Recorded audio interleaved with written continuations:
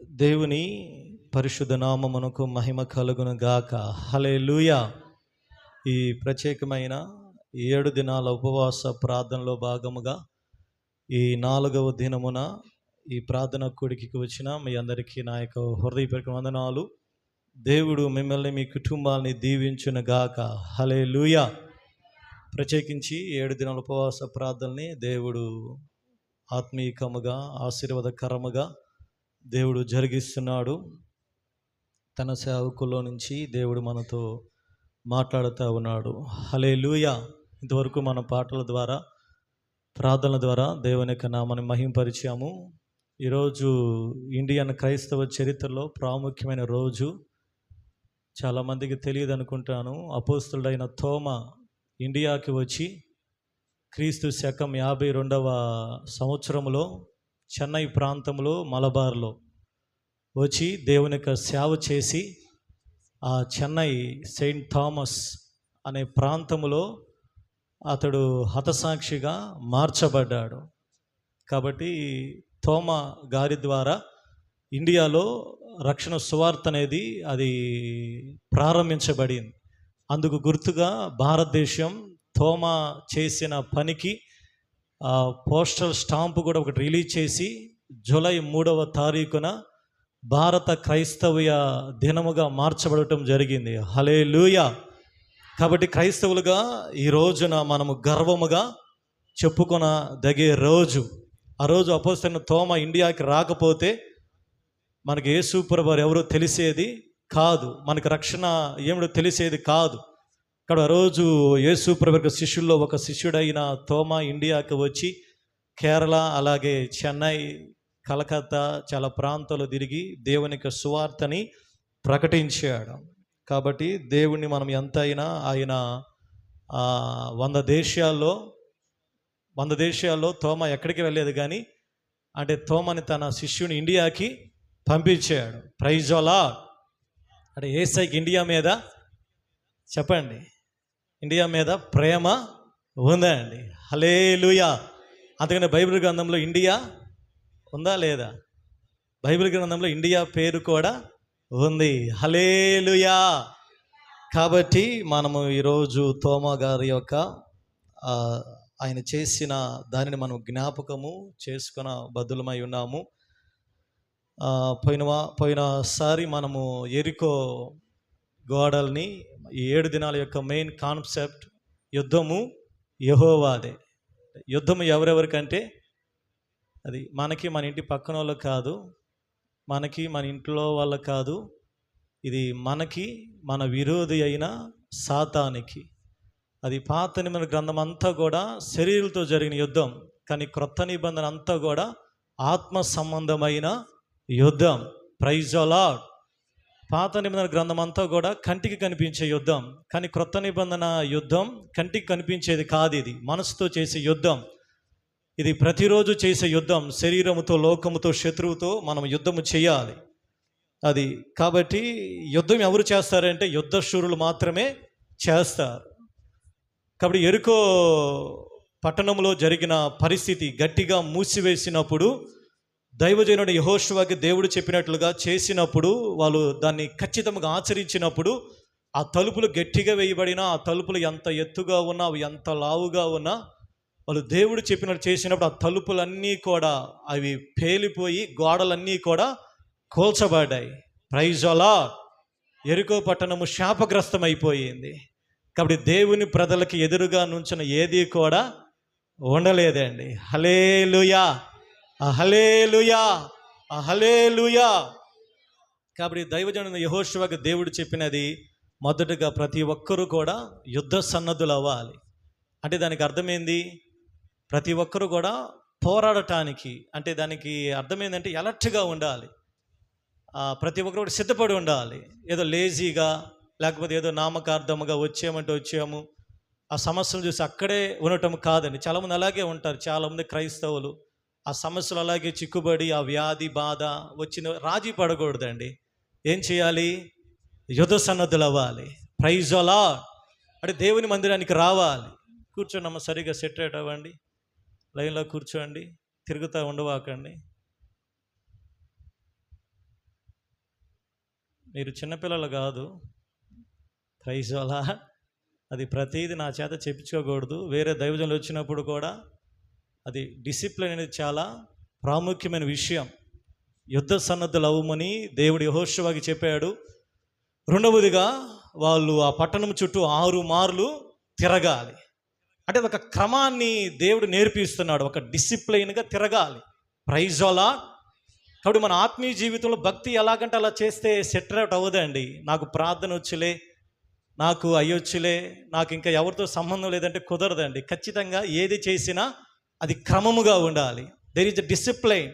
నువ్వు మందిరానికి వచ్చినా డిసిప్లైన్గా ఉండాలి. అందుకే నువ్వు మందిరానికి వెళ్ళినప్పుడు నీ ప్రవర్తన జాగ్రత్తగా చూసుకో. నువ్వు కూర్చునే విషయంలో జాగ్రత్తగా ఉండాలి. చూడండి ఎట్లాగా ఎక్కడెక్కడ కూర్చున్నారు.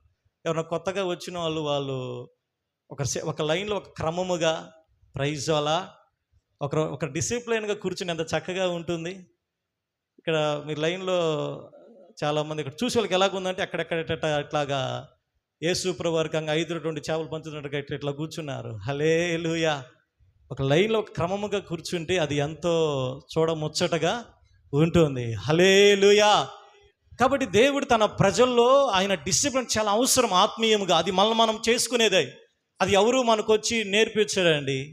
డిసిప్లిన్ అనేది మనం నేను మందిరానికి వెళ్ళాలి, నేను మందిరానికి క్రమముగా వెళ్ళాలి, నేను మందిరములో క్రమముగా కూర్చోవాలి, అటు ఇటు తిరగకూడదు, నేను మందిరములో దేవుడు చెప్పినట్లుగా. ఇదే దేవుడు యెహోషువ ఇశ్రాయేలుకు చెప్పింది. మీరు 6 రోజులు మౌనముగా దాని చుట్టూ తిరగాలి. మీరు ఏది మాట్లాడకూడదు, ఏ కంఠధ్వని కూడా వినపడకూడదు. అంటే దేవుడు అక్కడ చూశాడు వాళ్ళని. వాళ్ళు దేవుడు చెప్పినట్లు లోబడి వాళ్ళ విధేయతను చూపించారండి. ఎవరు కూడా ఏది మాట్లాడాల. మనకుందు 2 గంటల్లో మనం పక్కన వాళ్ళతో మాట్లాడుతుంటాం, ముసలం ముచ్చట్లు చెప్పి మందిరంలోనండి. ప్రైజ్ అలా. కాబట్టి మనం వచ్చిన స్థలం ముందు మనం గుర్తించాలి. పక్కన వాళ్ళతో మాట్లాడకూడదండి. పాస్టర్ గారు చూడటం లేదులే, పాస్టర్ గారికి తెలుసులే, అన్ని పాస్టర్ గారు చెప్పరు. ప్రైజ్ అలా. వ్యక్తిగత క్రమశిక్షణ అనేది దేవుడు నేర్పించడు, దైవజుడు నేర్పించడండి. అది మనలో నుంచి రావాలి. ప్రైజ్ అలా. ఒక డిగ్రీ అనేది అది సర్టిఫికేట్లో ఉండదండి, మన యొక్క బిహేవియర్ బట్టి వస్తుంది. ప్రైజ్ అలా. డిగ్రీ చదువుకున్నా లేకపోతే ఒక చదువు ఆ సర్టిఫికేట్లో ఏమి ఉండదు. అదంతా వ్యక్తిత్వం ఎక్కడ కనపడిద్ది? ఆ వ్యక్తి యొక్క నడవడికలో కనపడిద్ది. ఆ యొక్క దాన్ని ఏమంటారంటే తెలుగులో ఏమంటారు డిగ్రీని? ఆ యొక్క హోదాని. కాబట్టి మనం ఏం చూపించాలి? మన యొక్క నైపుణ్యాన్ని మన యొక్క నడవడికలో చూపించాలి. ప్రైజ్ అలా. కాబట్టి స్పిరిచువల్ డిసిప్లిన్ చాలా అవసరం. దేవుడు యెహోషువకి చెప్పాడు, మీరు 6 రోజులు తిరగండి దాని చుట్టూ. మూడవదిగా మీరు దైవజనులు 7 పిలిచి వాళ్ళకి బోరలు ఊదాలి. బోరలు ఊదినప్పుడు మీరు కేకలు వేయాలి. ప్రైజ్ అలా. కూడా ఆ రీతిగా చేసినప్పుడు ఎరుకో కోటలు కూల్చబడి వాళ్ళు చక్కగా వేలారు. కాబట్టి అది పోయినసారి విన్నాం. మరొక మొదటి సమూయేలు గ్రంథము 17వ అధ్యాయంలోనికి రండి. మరొక యుద్ధము గురించి ఈరోజు మనం విందాం. మొదటి సమూయేలు గ్రంథం 17వ అధ్యాయము 1వ వచనాన్ని చదవండి. ఫిలిస్తీయులు తమ సైన్యములను యుద్ధమునకు సమకూర్చి యూదా దేశములోని షోకోలో కూడి ఎఫెస్తమీము దగ్గర షోకోకును అజేకాకును మధ్యను దిగి ఉండగా. చాలండి. ఈరోజు మనం ఇంకొక యుద్ధమును గురించి మనం నేర్చుకొనబోతున్నాం. ఈ యుద్ధము ఏమిదో కాదు, దావీదుకి గొల్యాతుకు జరిగిన యుద్ధం. ప్రైజ్ అలా. కాబట్టి దేవుని ప్రజలకి శత్రువులకు జరిగిన యుద్ధం. ఈ 17వ అధ్యాయం ముందు అధ్యాయంలో దావీదుని దేవుడు అభిషేకించాడు. సమూయేలు ద్వారా తన సహోదరుల ఎదుట 13వ వచనములో నాట నుండి ఆత్మ దావీదు మీదకి బలముగా దిగి వచ్చాను.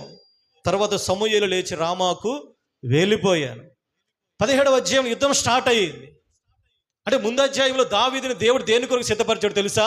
అభిషేకించి యుద్ధానికి సిద్ధపరిచాడు. ప్రైజ్ అలా. ఇప్పుడు దావీదుని కావాలని దేవుడు ఆ యుద్ధాన్ని అనుమతించాడు. ఫిలిస్తీన్లు ఒక పక్క, ఇశ్రాయేలు ప్రజలు ఒక పక్క. ఫిలిస్తీన్లు ఏమన్నా షోకో అనే ఒక లోయలో వాళ్ళు గ్యాదర్ అయ్యారు. ఇశ్రాయేలు ప్రజలు ఏమన్నా ఏలా అనే ఒక లోయలో వాళ్ళు చేరి ఒకరినొకరు కనపరుచుకుంటున్నారు యుద్ధము చేయటానికి. అయితే ఫిలిస్తీన్లు చేసిన చాలా తెలివైన పని ఏంటంటే వాళ్ళలో నుంచి ఒక బలమైన శత్రువుని తీసుకొని వచ్చారు. ఆ శత్రువు పేరే గొలియాతు.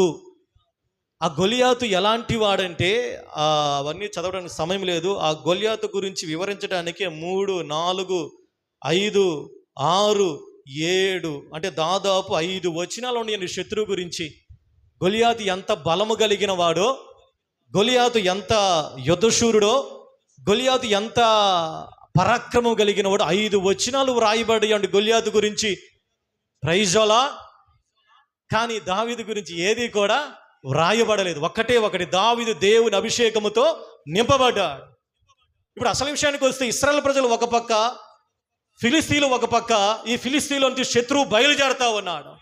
ఒకళ్ళనొకళ్ళు మధ్యలో ఒక లోయ ఉంది.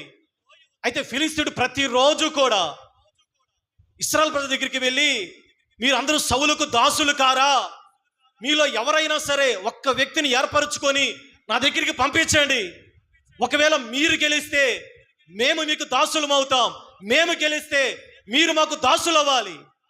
అసలు ఎలాగ ఉందంటే ఆ పోరాటం మామూలుగా లేదండి.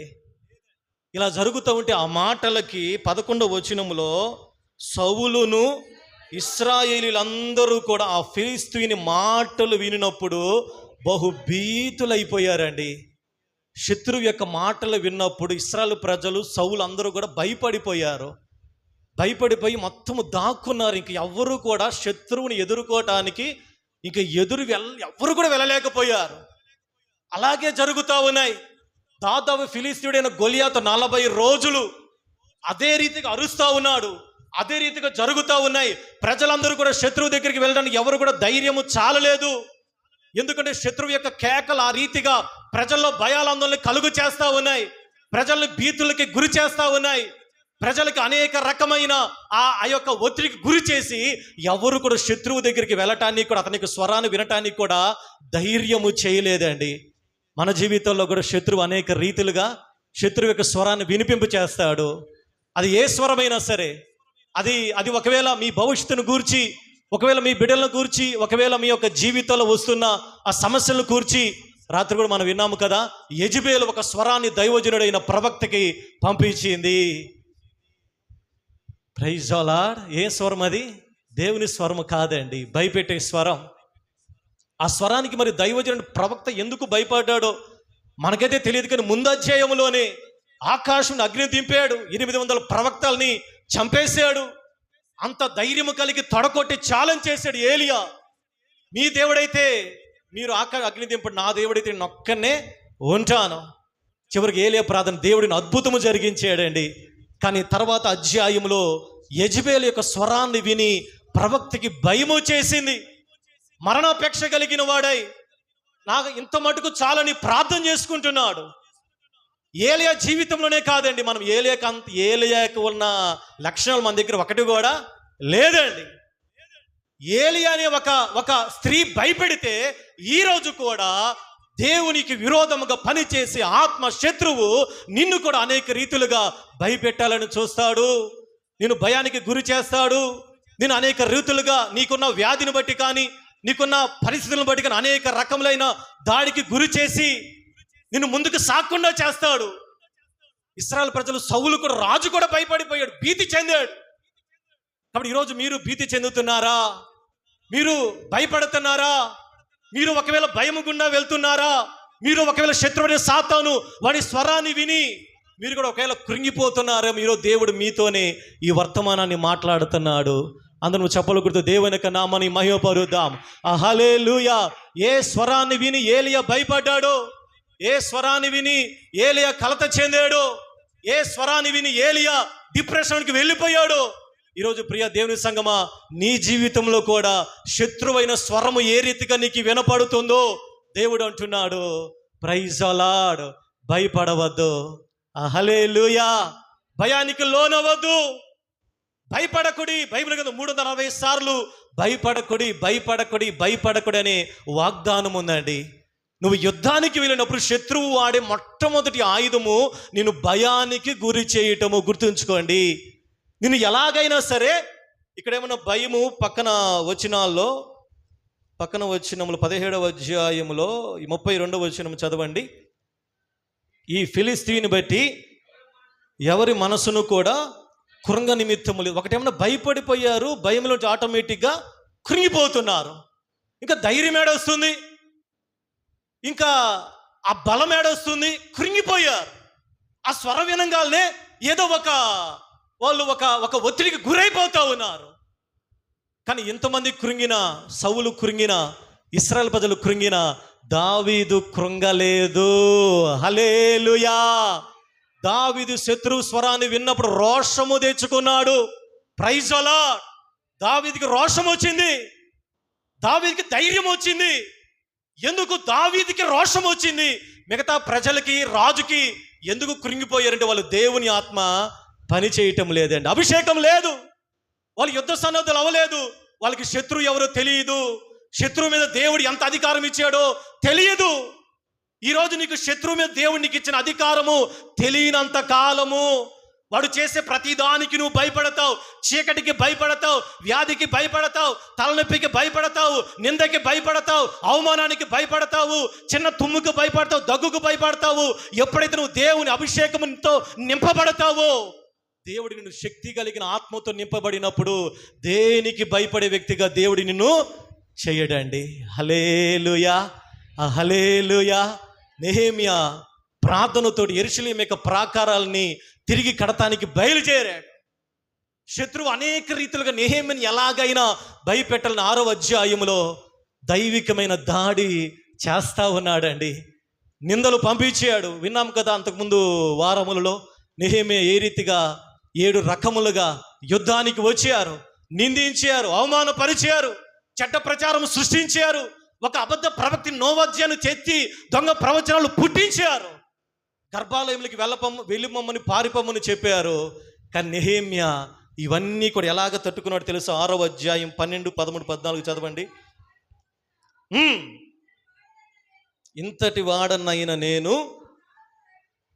నా ప్రాణమును రక్షించుటకైనను గర్భాలయములో ప్రవేశింపవచ్చునా? నేను అందులో ప్రవేశింపను. చదువమ్మా.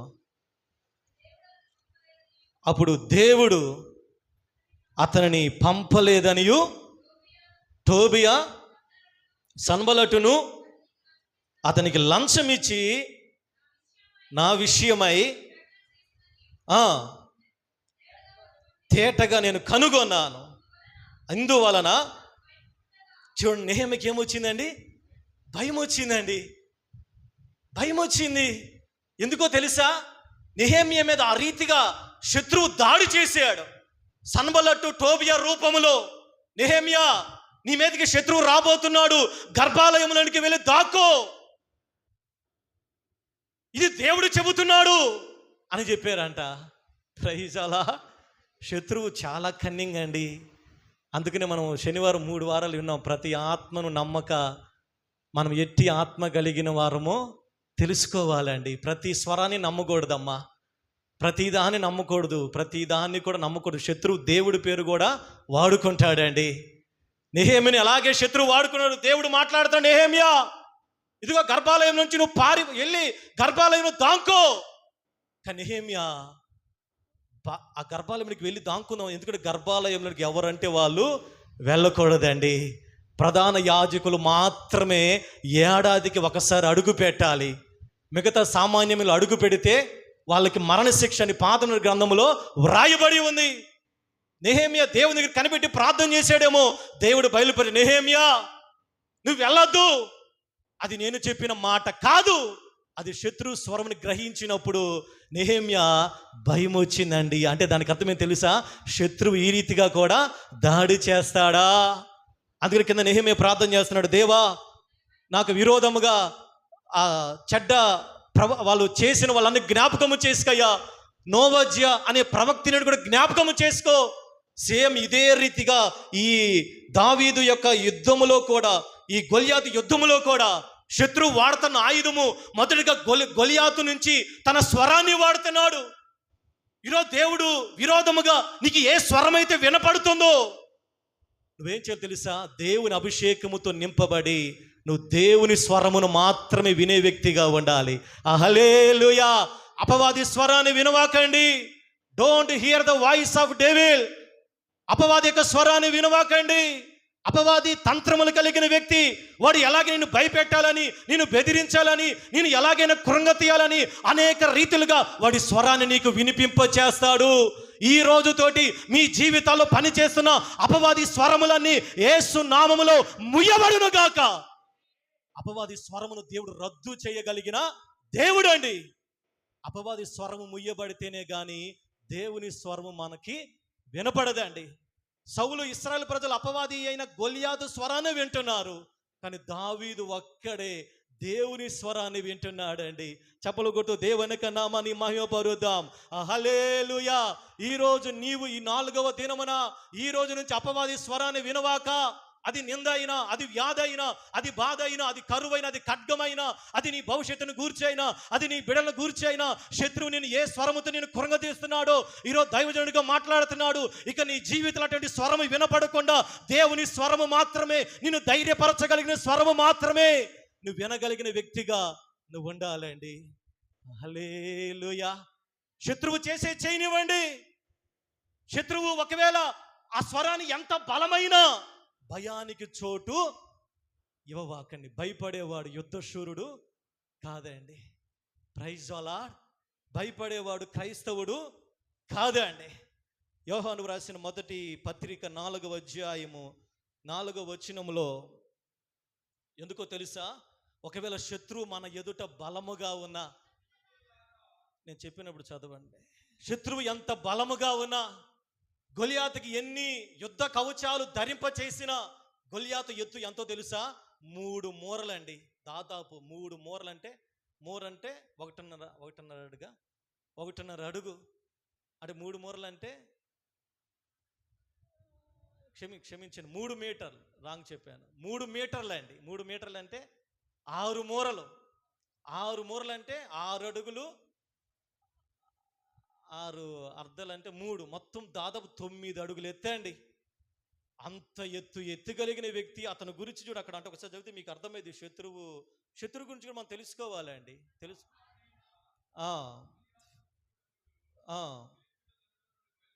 బయలుదేరుచుండెను అతడు 6 మూల జానుడు ఎత్తు మనిషి. అతని తల మీద రాగి శిరస్త్రాణం ఉండెను. అతడు యుద్ధ కవచము ధరించి ఉండెను. ఆ కవచము 5,000 తులముల రాగి ఎత్తుగలది. మరియు అతని కాళ్ళకు రాగి కవచమును, అతని భుజముల మధ్యను రాగి బల్యము ఒకటి ఉండెను. అతని ఈటె కర్ర నేతగాని దోన అంత పెద్దది. మరియు అతని ఈటె కొన 600 తులముల ఇనుము ఎత్తుగలది. ఒకడు డాలును మోయుచు అతని ముందర పోవచ్చుండాను. ఇదండి శత్రువు యొక్క బలం. ఇది చదువుతున్నప్పుడు ఎలాగుందో తెలుసా? నిజంగా ఇంకా ఎవరు కూడా ఎదుర్కొనలేరు. అది శత్రువు యొక్క బలం అండి. మొత్తం అక్కడ రాయబడింది స్పష్టముగా. ఇంత వ్యక్తిని ఎవరైనా ఎదుర్కోగలరా? ఎవరైనా ఎదురు నిలబడగలరా? ఒక వ్యక్తి చూడటానికి శత్రు బలముగా ఉన్నాడు, వాడి స్వరము బలముగానే ఉంది. వాడు కేకలు వేస్తూ ఉంటే ఆ కేకలకి ఇశ్రాయేలు ప్రజలు బహు భీతులైపోతా ఉన్నారు. ఎవరు కూడా శత్రువుని ఎదుర్కోవడానికి ధైర్యం సరిపోవటం లేదు. ఏమి చేస్తాడు?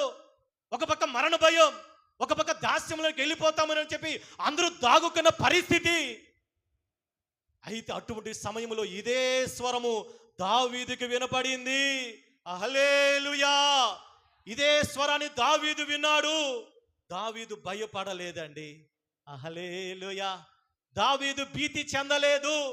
దావీదు కృంగిపోలేదు. దావీదు కలత చెందలేదు. శత్రువు రంకెలకి, శత్రువు కేకలకి, శత్రువు యొక్క కుతంత్రాలకి దావీదు రోషము కలిగి నిలబడ్డాడు. ఈరోజు నిజముగా దావీదు లాగా దేవుని అభిషేకముతో నింపబడితే నీ చుట్టుపక్కల జరిగే వాటికి దేనికి కూడా నువ్వు కలత చెందవు. Praise the lord. అది ఏదైనా, అది గొలియాతు అయినా, అది యెజబెలు స్వరమైనా, అది మరి ఏదైనా, అది ఎలాంటి స్పిరిట్ అయినా, నువ్వు దేనికి భయపడకుండా ఉందువుగాక. ఎప్పుడండి? నీవు నాలో నుండా నాకు భయమే లేదు, నేను దావీదు వలె ఉందును. నీవు నాలో నుండా నాకు భయమే లేదు, నేను వలె ఉందును. గొల్యాతును పడగొట్టి జయమొందేదా, గొల్యాతును పడగొట్టి జయమొందేదా. నీవు నాలో నుండా నాకు భయమే లేదు, నేను దావీదు వలె ఉందును. నీవు నాలో నుండా నాకు వలె ఉందును. గొల్యాతును పడగొట్టి జయమొందేదా, గొల్యాతును పడగొట్టి జయమొందేదా, గొల్యాతును పడగొట్టి జయమొందేదా, గొల్యాతును పడగొట్టి జయమొందేదా. అభిషేకమా అభిషేకమా నన్ను దీవింప నాపైకి దిగిరమ్మయా. ఓ అభిషేకమా ఆత్మాభిషేకమా నన్ను దీవింప నాపైకి దిగిరమ్మయా, నన్ను దీవింప నాపైకి దిగిరమ్మయ్యా. హల్లెలూయా. కాబట్టి దావీదులాగా దేవుని దగ్గర మనం దేవుని అభిషేకాన్ని అడగాలండి. దావీదు కుటుంబంలో ఉన్న యుద్ధానికి దావీదు అన్నలు వెళ్ళినా వాళ్ళు కూడా భయపడుతున్నారండి. యుద్ధంలో ఆల్రెడీ దావీదు యొక్క అన్నలు ఉన్నారు, ఏలియాబు, అలాగే షమ్మా, అబీనాదాబు ఉన్నారండి. దావీదుని తన తండ్రి తన అన్నల దగ్గరికి పంపించాడు, భోజనము ఇప్పించి. Praise the Lord. మన ఎవరి గురించి అన్నాం? యోసేపుకి భోజనం ఇచ్చి ఎక్కడికి పంపించాడు? ఆదివారం విన్నాము కదా. ఇక్కడ తన తండ్రి ద్వారా ఎక్కడికి వెళ్ళాడు తెలుసా? యాక్చువల్గా ఈ దావీదుని యుద్ధానికి కాదండి, కానీ దేవుని చిత్తం యుద్ధం చేయాలని. కానీ వెళ్ళినందుకు కాదు, తన అన్నలకి రాజుగారికి జున్నుగడ్డలు, అలాగే కింద వచ్చిన ఉంది రొట్టెలు, వేయించిన గోధుమలు, ఇవన్నీ కూడా తీసుకుని వెళ్ళాడు తన అన్నలకి ఇవ్వటానికి. యుద్ధము జరుగుతూ ఉంది, గొలియాతు శత్రువు అరుస్తూనే ఉన్నాడు. దావీదు ఎందుకు మరి అక్కడికి వెళ్ళి ఆ సైన్యం మధ్యలోకి అడుగుతున్నాడు, అందరిని అడుగుతా ఉన్నాడు. తిరిగి తన అన్నల దగ్గరికి అడిగాడు, అన్నలారు ఏం జరుగుతుంది, ఎందుకు మీరు భయపడుతున్నారు అన్నప్పుడు తన అన్నలు ఎగతాళి చేశారు. తనలే నువ్వెందుకు వచ్చావు ఇక్కడికి, నీకేం పని, మేమే భయపడతా ఉన్నాం, మాకే భయమేస్తా ఉంది, నువ్వెందుకు చిన్నవాడు ఇంటికి వెళ్ళిపోరా అని తరుముతా ఉన్నారు. దావీదు వాళ్ళని దాటి వెళ్ళిపోయి మరలా ఇంకొకరి దగ్గరికి అడుగుతున్నాడు, అయ్యా ఆ గొలియాతును చంపితే రాజుగారు ఏం చేస్తానన్నారు. ఇవన్నీ కూడా అడిగిన తర్వాత ఇప్పుడు గొలియాతు రాజుగారి దగ్గరికి నిలబడ్డాడు. రాజుగారు చూస్తే, అయ్యా నువ్వు చిన్నపిల్లాడివి, నువ్వు ఎలాగ యుద్ధానికి వెళ్తావు? అప్పుడు దావీదు రాజుగారితో చెబుతున్నాడు, రాజా నేను నా గొర్రెల్ని మేపుకుంటా ఉన్నప్పుడు సింహం వచ్చింది, ఎలుకబంటి వచ్చింది, దేవుడు నన్ను సింహము నోటి నుండి ఎలుకబంటి నోటిని 37 వచనములో యెహోవా సింహం యొక్క బలము నుండి ఎలుకబంటి యొక్క బలము నుండి నన్ను రక్షించిన యెహోవా ఈ ఫిలిస్తీని చేతిలో నుండి కూడా నన్ను రక్షించును, విడిపించునని చెప్పాను. అందుకు సౌలు పొమ్ము, యెహోవా నీకు తోడుగా ఉండును గాక అని దావీదుతో అనేను. హల్లెలూయా. దావీదు చుట్టుపక్కల పరిధి ఎలాగున్నాడంటే అసలు అందరిని కూడా తృణీకరించబడ్డాడండి. ఎవరు కూడా దావీదు లెక్క చేయటంలా, ఎవరు కూడా దావీదుకి రోషం వచ్చింది, ధైర్యం వచ్చింది. దావీదు విశ్వాసం కలిగి శత్రువుని ఎదుర్కోవడానికి పోవటానికి ముందుకెళ్తా ఉన్నప్పుడు అన్ని ఆటంకాలు వచ్చినాయి.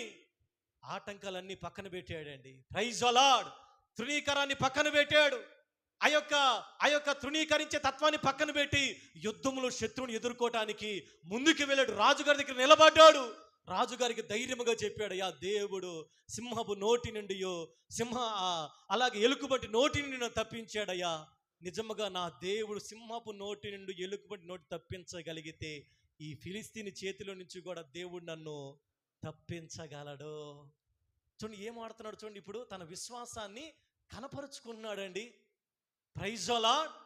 కాబట్టి ఈరోజు మీరు ఏ యుద్ధము గుండా వెళ్తున్నారో, ఏ శత్రువు మీ మీద దాడి చేస్తున్నాడో శత్రువుతో మీరు చెప్పాలి.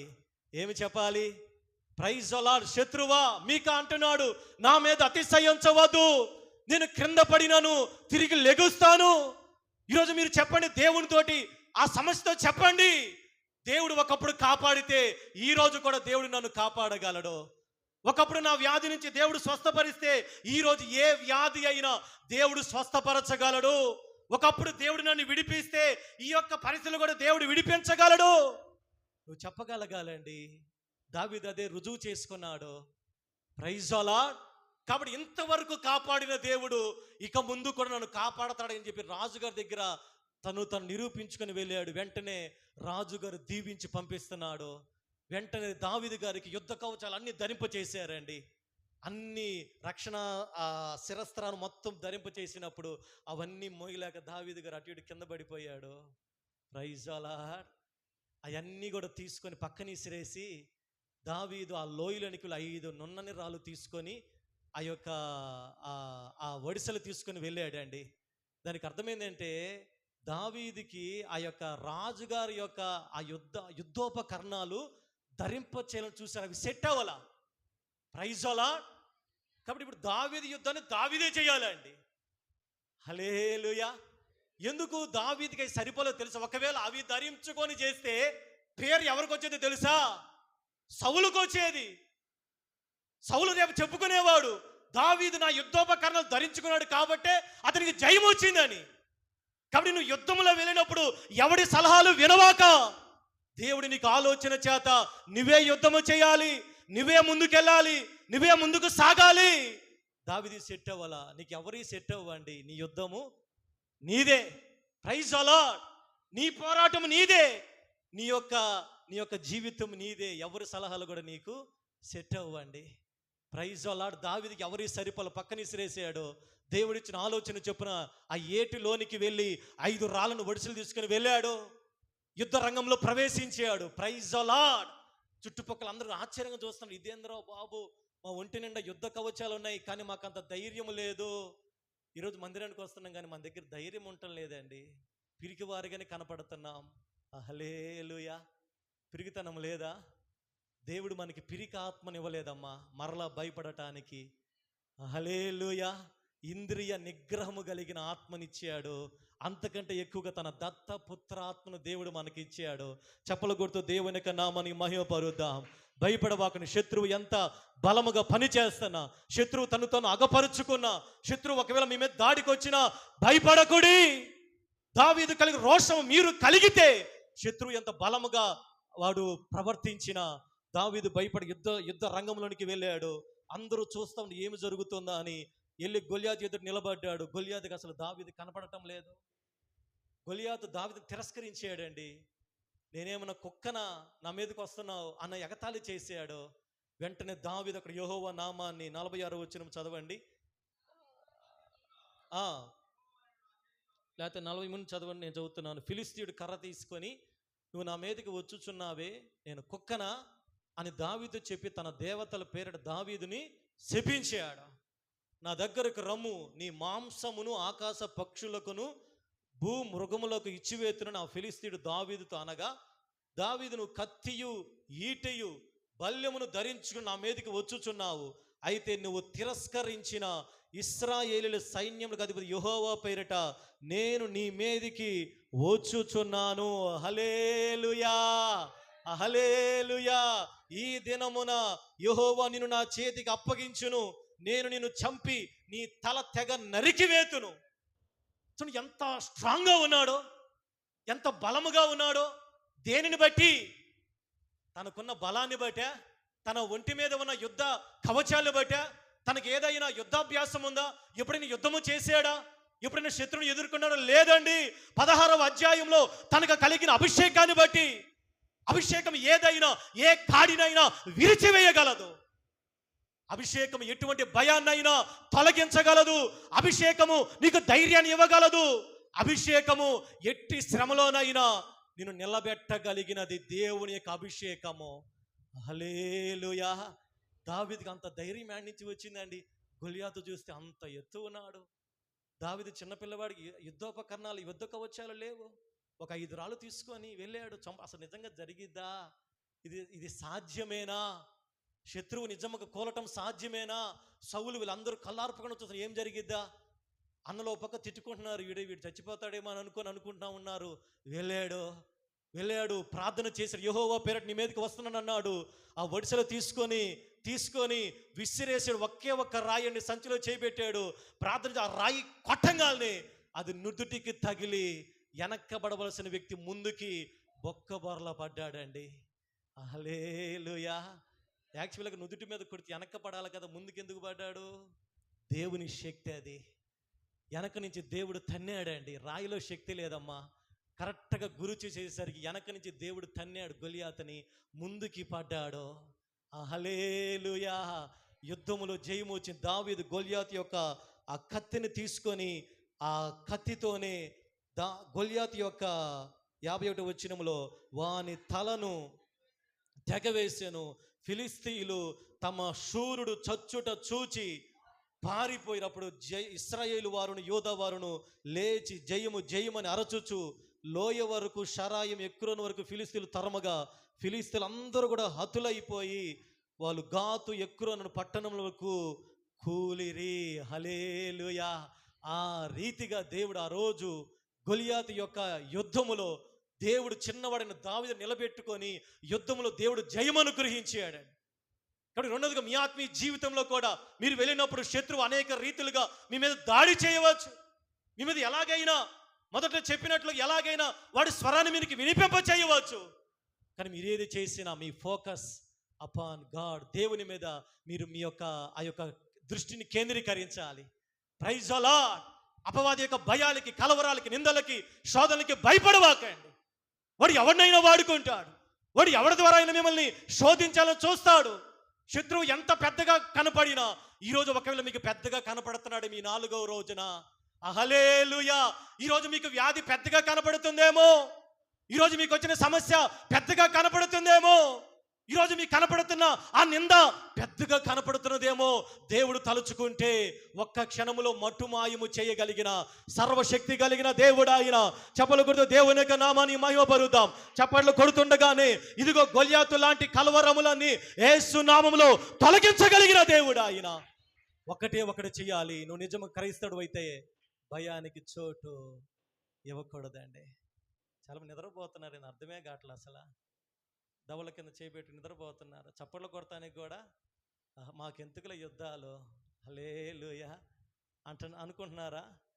దేవుడు మన పక్షముగా ఉండగా శత్రువు బలవంతుడేనండి. వాక్యం ప్రకారము శత్రువు బలవంతుడే. శత్రువు దిగొచ్చాడండి. లూకా సువార్త 10వ అధ్యాయం 19వ వచనములో ఏమంటున్నాడు? చదవండి ఒకసారి. ఇదిగో పాములను పైనుంచి చదవమ్మా. ఆయన సాతాను మెరుపు వలె ఆకాశం నుండి పడుట చూచి తిని, ఇదిగో పాములను తేలను త్రొక్కుటకు శత్రు బలవంతుటి మీద మీకు అధికారము అనుగ్రహించి ఉన్నాను. ఏదియు మీకెంత మాత్రము హాని చెయ్య నేరదు. హల్లెలూయా. శత్రువు బలవంతుడే. వాడికి శక్తి ఉందండి. దేవుడు ఎందుకో అపవాదిని పడద్రోసినప్పుడు వాడి దగ్గర అధికారం లాక్కోలేదు. వాడు శక్తి కలిగిన వాడే, వాడు బలము కలిగిన వాడే. కానీ మన దేవుడు సర్వశక్తి కలిగిన దేవుడు. హల్లెలూయా. శత్రువు ఒకవేళ అపవాది గర్జన సింహమే, నిజమే. కానీ మన దేవుడు యోధా గోత్రపు సింహము. హల్లెలూయా. శత్రువు ఒకవేళ వాడి కార్యాలు జరగవచ్చు, వాడి సూచనలు జరగవచ్చు, వాడు ఏదైనా చేయవచ్చు.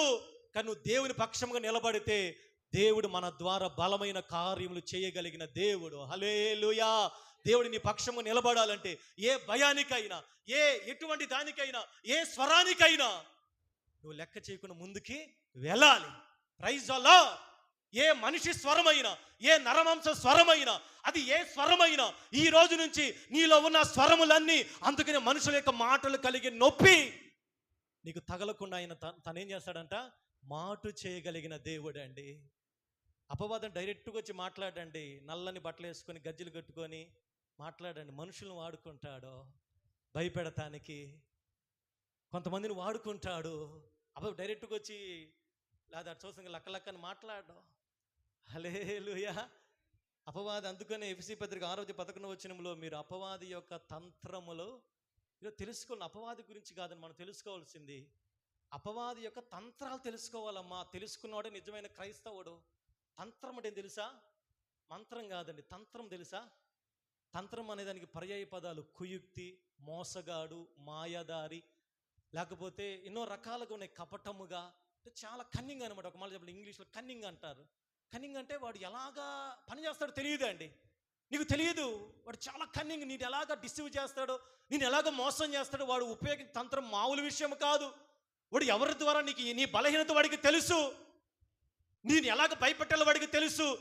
నువ్వు ఏది వింటే భయపడతా వాడికి తెలుసు. నువ్వు ఏది చేస్తే నువ్వు కృంగిపోతా వాడికి తెలుసు. ఏది చేస్తే నువ్వు వెనక్కి వెళ్ళడానికి తెలుసు. అందుకని పౌలు అంటున్నాడు, ఎఫెసీ సంఘమా, అపవాది తంత్రములో మీరు తెలుసుకొనండి. అపవాది తంత్రములను ఎదిరించండి. హల్లెలూయా. అందుకని మీతో మాట్లాడే స్వరాన్ని గుర్తించండి. ఇది ఏ స్వరమో, ఇది ఏ స్వరం ఎక్కడి నుంచి వస్తుందో మీరు గుర్తించగలిగితే భయానికి మీలో చోటు ఉండదండి. హల్లెలూయా, హల్లెలూయా. అపవాది స్వరం విన్నారనుకోండి, మీరు భయపడతారు. మీకు మీకు మీకు అధైర్యం వచ్చేస్తుంది. మీరు యుద్ధానికి వెళ్ళలేరు. మీరు సౌలు ఇశ్రాయేలు లాగా భీతులైపోతారు. ముందుకు సాగలేరు, ప్రార్థన చేయలేరు, మీరు ముందుకు వెళ్ళలేరు. అపవాది మీ నెత్తి మీద కూర్చున్నాడు అనుకోండి, మీరు ముందుకు సాగలేరు. కాబట్టి ఈరోజు మొదటిగా మీరు దేవుని స్వరాన్ని మాత్రమే వినాలి. మీరు శత్రువు స్వరాన్ని వింటే, ఇశ్రాయేలు అదే సంఖ్యాకాండంలో 12 మంది వెళ్ళారు వేగ చూడటానికి. 12 మంది 10 మంది వచ్చి శత్రువు గురించి పొగుడుతూ ఉన్నారండి. అక్కడ అమాలేకీయులు పెద్ద వాళ్ళు ఉన్నారయ్యా మోషే. వాళ్ళు ఎలాగున్నారంటే, శత్రువు ఇంత ఎత్తున్నారు, మేము మిడతల్లాగున్నాం, దేవుడు మోసం చేశాడు, దేవుడు నీకు అబద్ధం చెప్పాడు, మనం అసలు ఆ దేశానికి వెళ్ళం. నువ్వు ఒకసారి దేవుడిని కనుక్కో, ఇంకొక మార్గం చూపిస్తాడేమో, అది తిరిగి ఐగుప్తు దేశానికి మనం వెళ్ళిపోదాం. దేవుని కోపం వచ్చిందండి. ప్రైజ్ అలా. శత్రువుని పొగడకూడదాం ఎప్పుడు.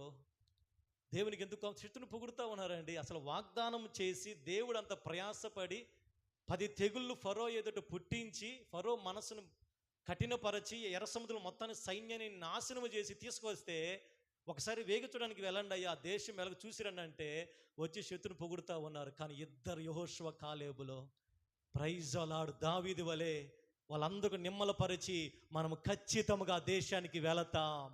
ప్రైజ్ అలాడ్. మనం రీచ్ అవుతాం. దేవుడు మన యందు ఆనందించిన ఎడల అక్కడ శత్రువులు ఎంతమంది ఉన్నా దేవుడు మనకి విజయాన్ని ఇస్తాడు. మనం రీచ్ అవ్వగలం. కాబట్టి ఈరోజు నీ జీవితంలో ఎప్పుడు కూడా నెగిటివ్ మాటలు రానివి కాకండి. దేవుడు నీ మాటలు వింటాడండి. నా జీవితం ఇంతే, నా కుటుంబం ఇంతే, నా బ్రతుకింతే, నా వ్యాధి ఇంతే, నా బిడ్డలు ఇంతే, నా వ్యాధి ఇంతే అంటే నీ బతుకంతా అలాగే ఉంటుంది. ఎప్పుడైతే నీ నెగిటివ్లన్నీ పాజిటివ్లుగా నువ్వు మాట్లాడగలవో, దేవుడు పరలోకము నీ మాటలను బట్టి నీ జీవిత పరిస్థితులన్నీ కూడా మార్చగలడు. చెప్పల గురించి దేవుని కన్నా మన మయోపరుద్దాం. హల్లెలూయా. మంచి దినములు చూడగోరువాడు తన నోటిని జాగ్రత్తగా కాపాడుకునండి. కాబట్టి ఈరోజు నీ నోటిలో నువ్వు దేవునికి విరోధమైన మాటలు నెగిటివ్గా మాట్లాడవాక. ప్రైజ్ అలాడ్. సమస్య ఉన్నది వాస్తవమే, శత్రువు ఉన్నది వాస్తవమే, అక్కడ లేని వాళ్ళు మళ్ళీ పలికినని కూడా ఉన్నవేనండి. కానీ యెహోషువ కాలేబులు వాళ్ళు విశ్వసించినది పలికారు. ఈరోజు మీ నోటిలో అయ్యే మాటలు ఉండాలి. మీరు వెళుతున్న మార్గాన్ని పలకకూడదు. దేవుడు నాకు మంచి జీవితాన్ని ఇవ్వగలడు, దేవుడు నాకు మంచి భవిష్యత్తుని ఇవ్వగలడు, దేవుడు నా బిడ్డల్ని మంచి ఉన్నతమైన స్థాయిలో ఉంచగలడు, దేవుడు నాకు ఆనందాన్ని ఇవ్వగలడు. చెప్పండి అమ్మ, కలిపి చెప్పరా? పాస్టర్ గారు అరుచుకొని పోతారులే హల్లెలూయా అన్నట్టు చూస్తున్నారండి. చెప్పరా? చెప్పండి, అందరు కలిసి చెప్పండి. ఏం చెప్పాలి పాస్టర్ గారండి? చెప్పండి అమ్మా, చెప్పటానికి కూడా అసలు చెప్పండి. దేవుడు మాకు మంచి భవిష్యత్తుని ఇవ్వగలడు, దేవుడు మాకు ఆరోగ్యాన్ని ఇవ్వగలడు, దేవుడు మాకు క్షేమాన్ని ఇవ్వగలడు, దేవుడు మా భవిష్యత్తును తీర్చిదిద్దగలడు, దేవుడు మా ఎదుట గొల్యాతు శత్రువులని పడగొట్టగలడు. హల్లెలూయా. అలాగ చెప్పారు యెహోషువ కాలేబు. దావీదు అదే చెప్పాడు. ఇదిగో దేవుడు నాకు తోడుగా ఉంటాడని పలికాడు కాబట్టి అది జరిగిందండి. ఈరోజు నీ నోటిలో నువ్వు యుద్ధము చేయాలి. హల్లెలూయా.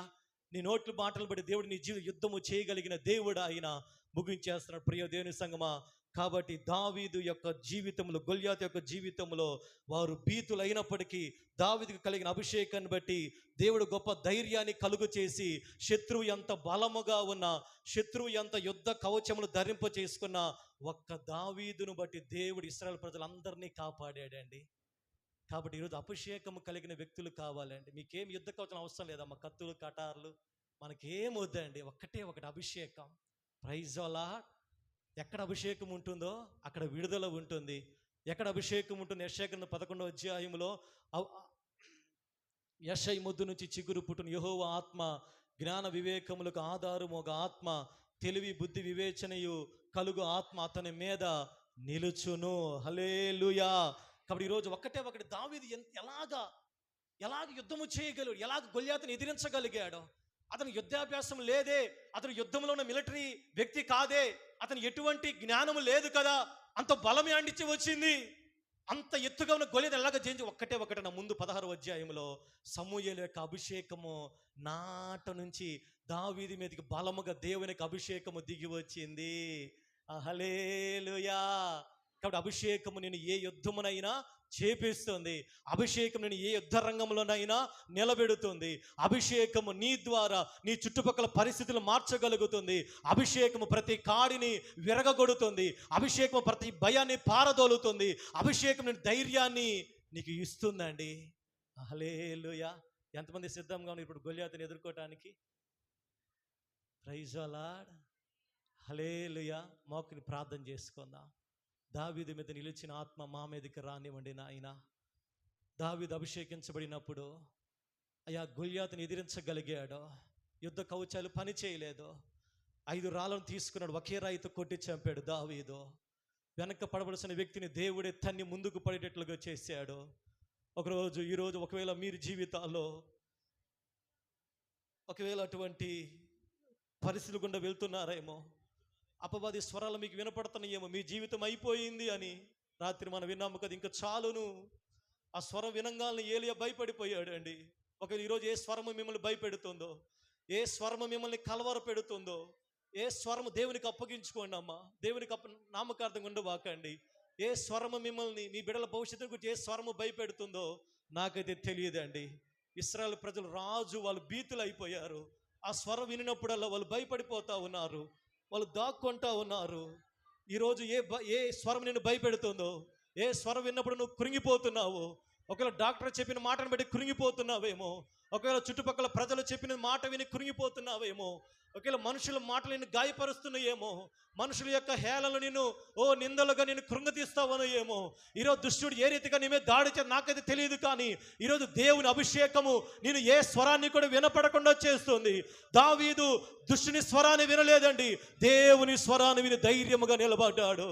ఈరోజు అదే దేవుని నువ్వు ఆరాధన చేస్తున్నావు, అదే దేవుని నువ్వు సేవిస్తున్నావు. ప్రియ దేవుని సంగమా, ఈరోజు నిన్ను బలపరచగలిగిన దేవుడు, నిన్ను ధైర్యపరచగలిగిన దేవుడు, నిన్ను కృంగిన వేళలో నిన్ను పైకి లేవనెత్తగలిగిన దేవుడు ఆయన. ఏ స్వరానికి భయపడవాక. Don't hear the voice of devil. దేవుని స్వరాన్ని విను, దేవుని స్వరాన్ని విను. ఇదిగో ధైర్యము తెచ్చుకో, దేవుని స్వరాన్ని విను. భయపెట్టేది దేవుని స్వరము కాదు, భయపెట్టేది దేవుని స్వరము కాదండి. కృంగ తీసేది దేవుని స్వరము కాదు. ఒకవేళ కృంగిపోయేవేమో, నీ వ్యాధి బిడ్డ కృంగిపోయేవేమో, అపవాది నిన్ను బలహీనపరుస్తున్నాడేమో, నీ జీవితం అయిపోయింది, నీ బ్రతుకు అయిపోయింది, కృంగ తీస్తున్నాడేమో. యుద్ధము యెహోవాదే. అందరూ బిగ్గరగా చెబుదామా? యుద్ధము యెహోవాదే చెప్పాలి. అందరూ బిగ్గరగా చెప్పాలి, యుద్ధము యెహోవాదే.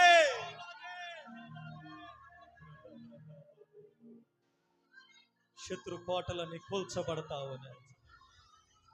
ఏ భయముతో ఇన్నాళ్ళు మందిరానికి వచ్చావు, ఏ భీతితో వచ్చావు, దేవుడు గొప్ప సమాధానాన్ని నీకు అనుగ్రహించబోతున్నాడు.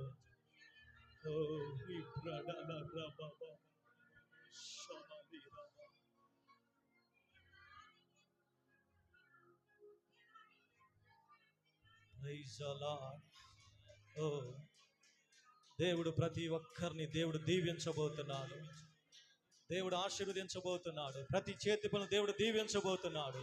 మన సంఘ బిడ్డకు దేవుడు మంచి ఉద్యోగులు అనుగ్రహించబోతున్నాడు. వివాహాలు దేవుడు గొప్ప సహాయాన్ని దేవుడు ద్వారములు తెరవబోతున్నాడు. ఏ శత్రువు అయితే దోచుకున్నాడు వాటన్నిటిని దేవుడు మన సంఘానికి అనుగ్రహించబోతున్నాడు. ప్రార్థన చేసుకుందాం. ప్రార్థన ఆశీర్వాదములతో ఈ కూడికి మనం ముగించుకుందాం. ప్రేమ కలిగిన మా తండ్రి, పరిశుద్ధుడా, మీకు స్తోత్రాలయ్యా. ఈ రాత్రి 4వ దినమున మీ మందిరావనంలో చేరి యుద్ధము యెహోవాదే అనే అంశము మీద మీరు మాతో మాట్లాడుతున్నారు. అవును ప్రభువా, యుద్ధము మీది నాయన. శత్రువు అనేక రీతులుగా అంచె దినాల్లో కుటుంబాల మీద, వ్యక్తిగత ఆత్మీయ జీవితం దాడి చేస్తున్నాడు. పరిస్థితి ఏదైనా చేదాటిపోయినా యుద్ధములో మీరు మా పక్షముగా ఉంటే అయ్యా, శత్రువుని నాయన మీరు తరిమి కొట్టగలిగిన దేవుడివి. దావీదు గొల్యాతు యుద్ధాన్ని ఈరోజు మా ఎదుట ఉంచారు. గొల్యాతు రంకెలకి ఇశ్రాయేలు ప్రజలు భయపడిపోయారయ్యా. కానీ దావీదు భయపడలేదయ్యా.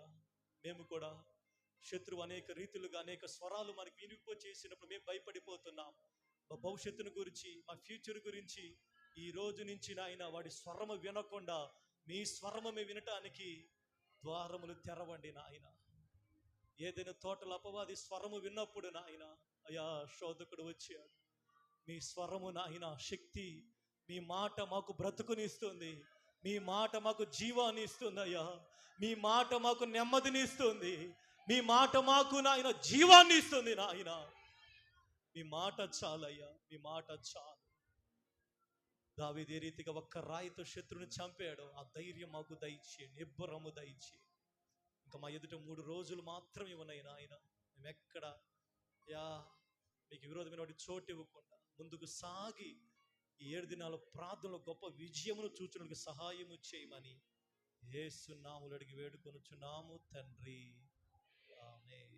యేసు రక్తమే జయం, ప్రవేశు రక్తమే జయం, ప్రవేశు నామమునకు సంపూర్ణ విజయం.